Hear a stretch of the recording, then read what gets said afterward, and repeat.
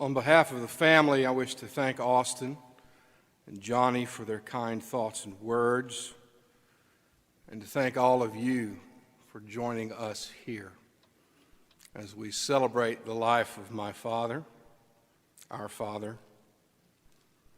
as we remember him.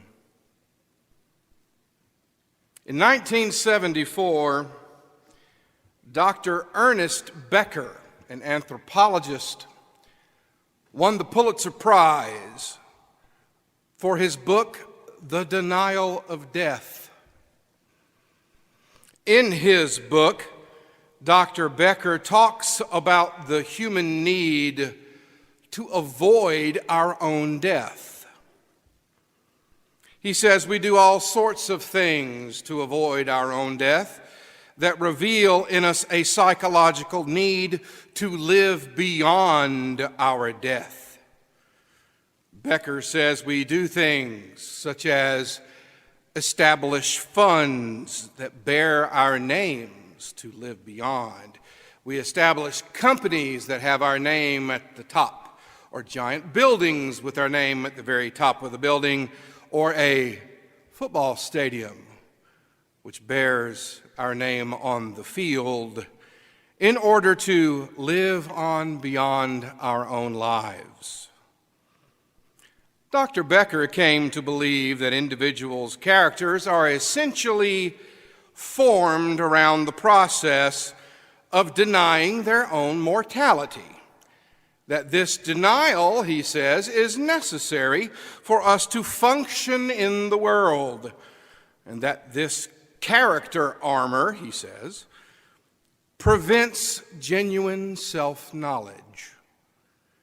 Much of the evil in the world, Becker believed, was a consequence of this need to deny death.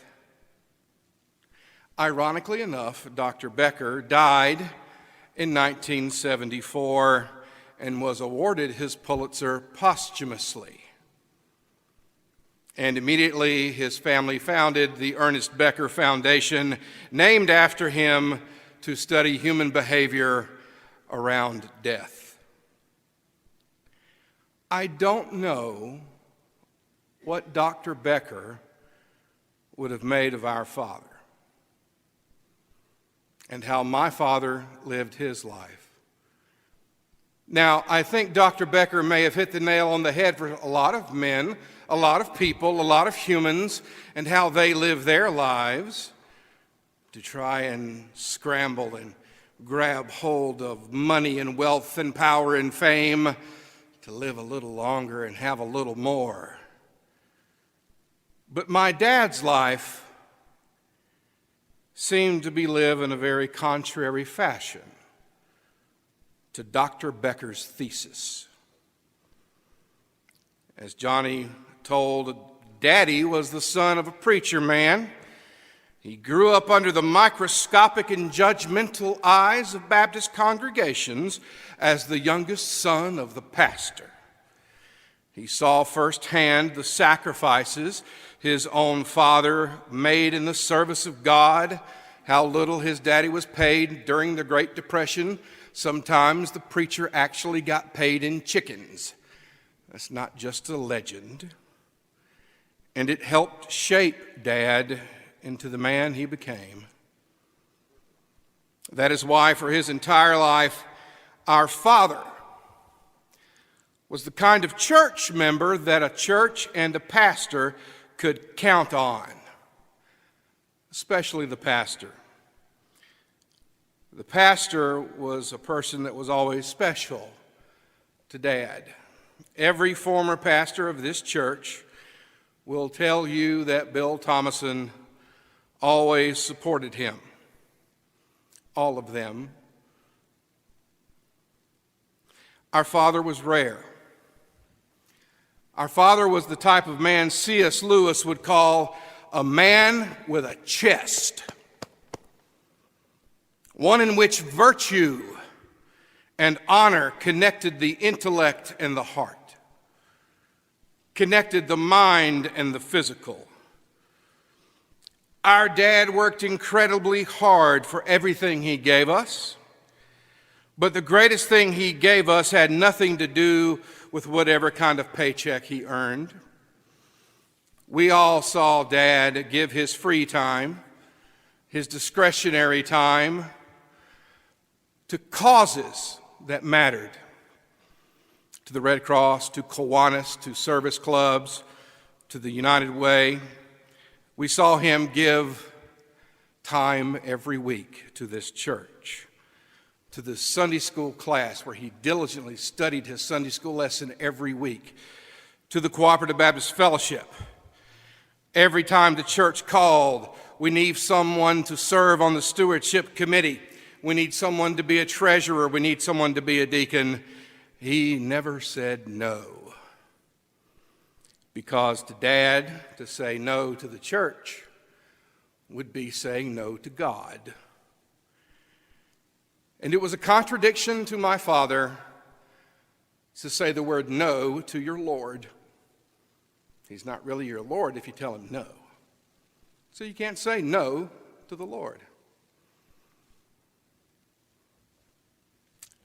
Dad's life's work could never be measured in a bank account or on a financial spreadsheet, but it could be measured in his generosity, his grace he gave to others, his steadily reliable presence on the battlefield of life on the side of God's love and the gospel, where it counts the most. Though Dad was in the insurance business, it was clear to me that he was not in insurance to make money. I am in the business of paying claims, he once told me. Many times I saw him leave the house at a late hour responding to a phone call from a customer because they'd had a fire or some family disaster, as if he were a clergyman on call. He wasn't in his business to make money. Quite frankly, if he had been, he would have made a lot more money. He was about people. He was about being someone other people could count on, being the kind of person that helped other people out. And now that he has left this earth, I look at Dad and I wonder, how do we take measurement of him? How does one measure a man? I mean, really, how does one take the truest measure of what a man is meant to be? Well, the world and our culture has its way and standards of measurement. Does one follow the shallow, insipid status quo and look at his net monetary worth to say if he was a good or great man? I say no.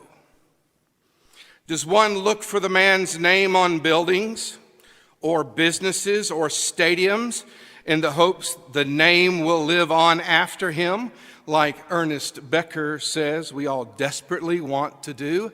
I say no.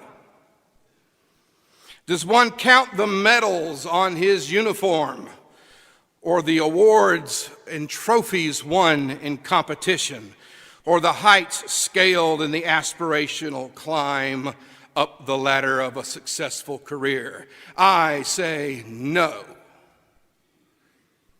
My father's life was not filled with material wealth, but it was instead filled with things material wealth cannot begin to afford.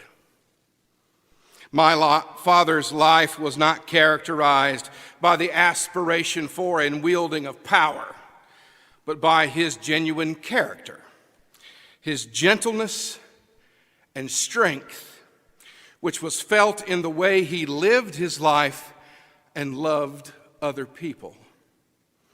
My father's life was not a famous life, nor did he ever seek any kind of recognition, but instead others recognized in him a genuineness of soul, the integrity of unwavering devotion, and a deep reservoir of compassion, fidelity, and mercy.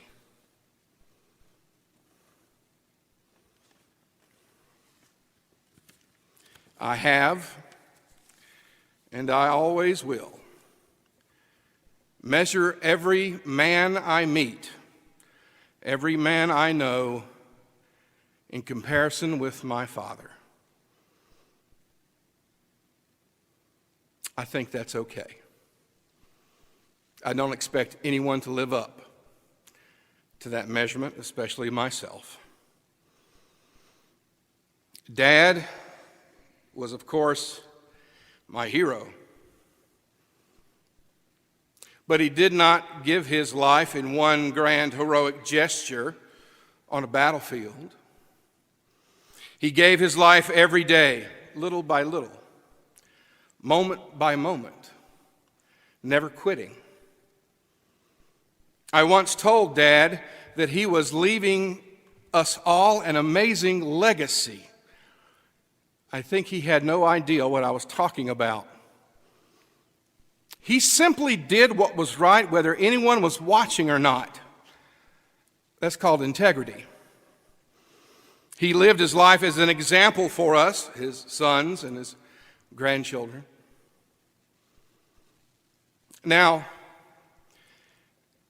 in a typical funeral, there would be a casket and pallbearers, and they would take his remains from here to somewhere else. But it's good, I think, that Dad, prior to this service, we've already interred his cremains in the columbarium outside with Mom, both their ashes side by side as they should be. It's a good thing that we don't have pallbearers, because though it sounds like a simple thing to lift a casket and to move the remains from here to out there, but for the life of me, I can't figure out how we would do that. Not really. When I consider all that he was, all the legacy that he left, the man is far more than his body, far more than his remains. How much life he gave to this church, to this community, to his family, to us. How much of himself he poured out. How much love that never ran in short supply. There is still far too much of him left for any group of people to pick it up and carry it out. Removing Dad from this place among us would leave a crater here, the size of the prairies of North America.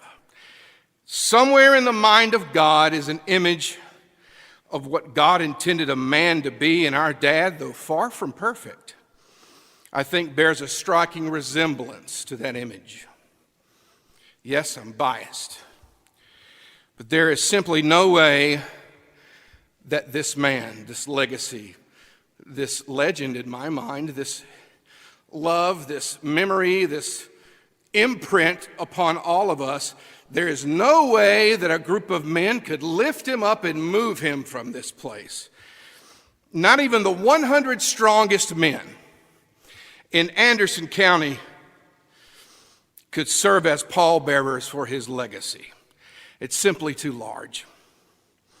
How can such a person simply be removed from our presence?